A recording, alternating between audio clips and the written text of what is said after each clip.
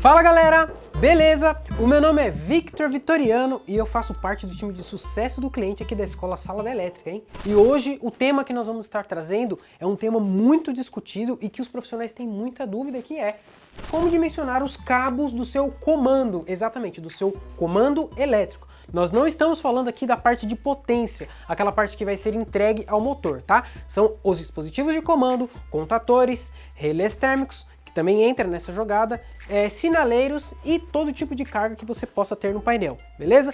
Vem comigo aqui para o quadro que eu vou te ensinar como que você vai dimensionar corretamente os seus dispositivos de comando. Então, a primeira coisa que você vai se atentar é quanto aos tipos de cargas e quais são os seus tipos. Normalmente, num painel de comando como esse daqui, nós vamos ter cargas do tipo indutiva,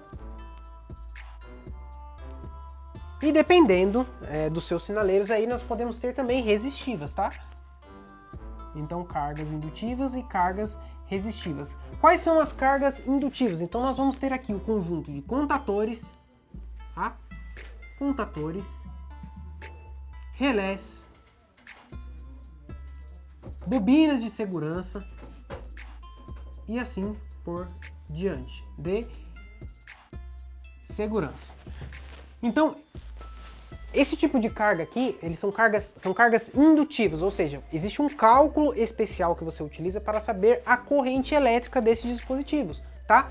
E lembrando, comandos, nós vamos usar apenas duas polaridades, tá? Se o seu comando ele for 220 ou 24 volts, sempre serão dois cabos, tá? Nós nunca utilizamos trifásico dentro de um comando elétrico, nós vamos usar o trifásico para o sistema de potência. Então beleza, eu tenho esses tipos de cargas aqui e eu tenho as resistivas, que aqui entra os sinaleiros, tá?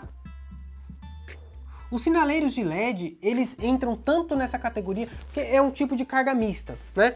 Mas os sinaleiros aqui em geral, elas vão ser do tipo resistivas. E depois, o que nós vamos fazer? Bem, nós vamos estar com todos os dispositivos de comando à nossa mão, de acordo com o projeto elétrico, e você vai ter lá contatores, relés, bobinas, sinaleiros, cada um tem a sua própria potência. E onde que você encontra essa potência? No catálogo do fabricante. Você vai verificar lá, não a potência dos contatos de potência, mas a potência da bobina do comando elétrico, assim como o sinaleiro e assim por diante. Então esse é o primeiro cargo, é o primeiro critério. Você verifica as cargas que você tem e quais são os seus tipos, para então determinar a corrente elétrica total do meu circuito de comando, tá? Essa quantidade de cargas aqui vai gerar para mim uma corrente, tá? E também vai gerar uma potência elétrica, tá? Uma potência elétrica. Ah, Victor, mas o meu comando é 220, ele é 24 volts. Bem, normalmente os comandos que são feitos a 220 volts, eles vão possuir correntes menores, tá? Correntes menores. Comandos feitos com 24 ou 48 volts, devido a ter abaixado a tensão, normalmente a corrente ela pode ser um pouco superior, tá? Então corrente maior.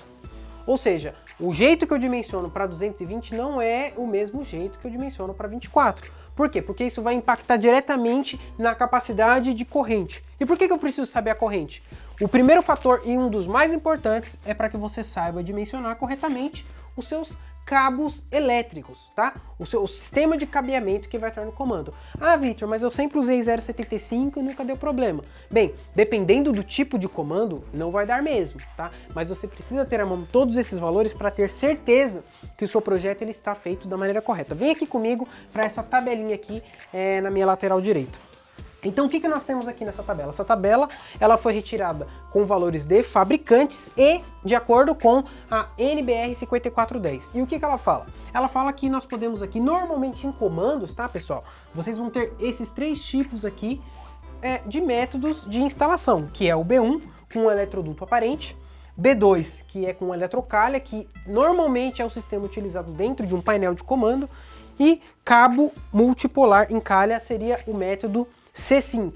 Para cada um desses métodos, nós teremos que as seções transversais do fio, elas vão possuir uma capacidade máxima ou mínima de corrente, tá? Então, para o cabo de meio milímetro quadrado, nós temos as capacidades de 9 amperes para a medida B1, 9 amperes para B2, 10 amperes para C5. Ah, beleza, Vitor, defini qual que é o meu método de instalação e eu verifiquei lá que ele vai ser do tipo B1.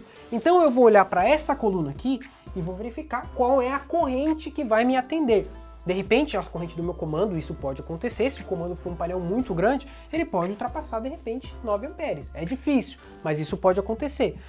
Ah, cheguei no meu cálculo, deu 2 amperes. Então você vai usar o cabo de meio milímetro que já vai estar dentro, tá? Porque para o método de instalação B1, meio milímetro já é mais que suficiente. Então, assim você vai definir qual é a seção transversal, ou bitola, né, como é conhecido aí, é um termo mais vulgo, né, para você conseguir dimensionar os seus cabos elétricos. Então, beleza, isso daqui nós dimensionamos de acordo com as cargas, certo? As cargas vão determinar qual vai ser a minha potência, e pela potência eu consigo saber a corrente, e o método de instalação, beleza? Ah, Vitor, mas e o fator de agrupamento e... Bem, normalmente, queda de tensão e fator de agrupamento não vai ser um problema tão grande quando nós estivermos tratando de comando, tá? Queda de tensão não vai ser, porque como vocês podem ver aqui dentro, os cabos, eles estão muito próximos uns aos outros, tá? Beleza, o próximo critério, ele vai depender da sua tensão de alimentação, porque ainda existem muitos comandos que utilizam a tensão de 220 volts, e normalmente esse 220 volts ele vai ser com corrente alternada, tá? Alternada. Mas, quando nós utilizamos sistemas de extra baixa tensão, que é no caso 24 e 48 volts, que está contemplado nessa extra baixa tensão, normalmente vai ser com corrente contínua, tá? E para isso, normalmente o que se utiliza dentro do painel, você não vai utilizar um retificador, você vai utilizar uma fontezinha como essa, tá? E aí, qual é o critério para eu fazer a escolha desse cara aqui? Vai ser com base na minha potência elétrica do comando, tá, pessoal? Nós estamos falando de comando, não é a parte de potência. A potência elétrica dos sinaleiros, a potência elétrica dos relés, das bobinas de segurança, dos sinaleiros e assim por diante. Todos os dispositivos que são passivos, ou seja, recebem energia de alguma forma.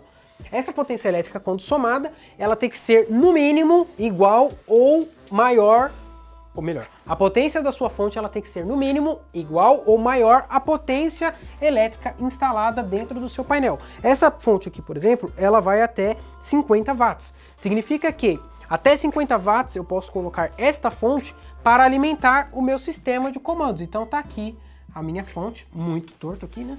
Essa parte aqui, quem sabe o Rafael corta, né? Então aqui nós temos a nossa fonte de alimentação e ela vai entregar uma potência para o nosso sistema de comando, tá? É basicamente isso que vai acontecer.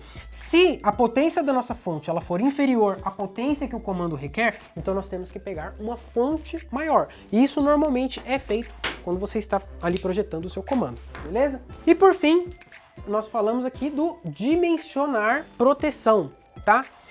De novo, se eu estou utilizando um sistema 220, nós vamos utilizar fusíveis, tá? Para 220. Fusíveis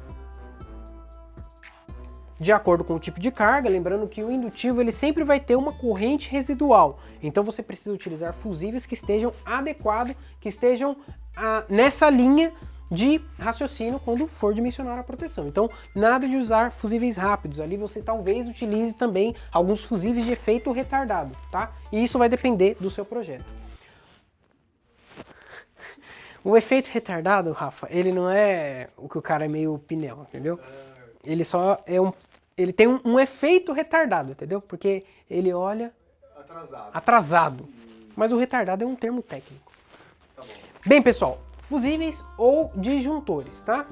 Bem, então como eu estava dizendo, normalmente essas fontes chaveadas, elas já possuem proteções internas, que é aquele fusível de vidro com efeito rápido, porque este circuito aqui, ele é circuito eletrônico. Neste caso aqui, eu não tenho certeza se ela vai possuir. Se ela não possuir, o profissional que está dimensionando ali o painel, ele pode sim colocar um fusível, tá? Então aqui está a minha fonte de alimentação, então os 24 volts, E aqui vai estar o nosso sistema de comando lá, contato aberto, CLP e assim por diante. As bobinas. E nessa linha dos 24 volts nós podemos sim estar colocando um fusível de vidro, um fusível rápido, que é para o circuito de 24 volts, tá? Além de que a própria fonte, no sistema de alimentação dela, ela vai possuir um disjuntor dedicado a ela, porque na verdade essa fonte aqui ela converte os 220 ou 127 em 24 ou 48 volts, tá bom? É isso, Rafa. Excelente, parabéns. Então, pessoal, esse foi o nosso conteúdo aqui de hoje. Agora você já não vai ter dúvidas quando você for dimensionar o seu sistema de comando. Lembre-se, não existe uma norma específica que fala cabo de comando tem que ser tanto. Não, é tudo com base, né?